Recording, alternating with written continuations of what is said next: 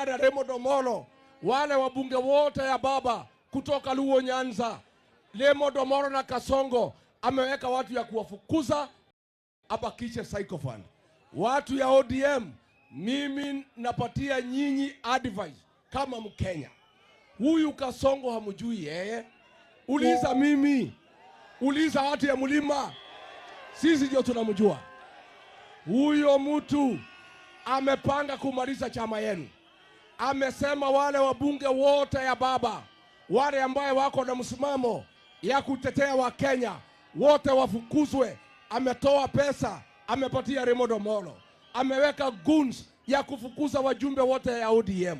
Na nyinyi ODM, muulize sisi watu ya Mlima. Huyu mtu tunamjua. Atamaliza ODM kwa sababu hataki upinzani katika Jamhuri ya Kenya.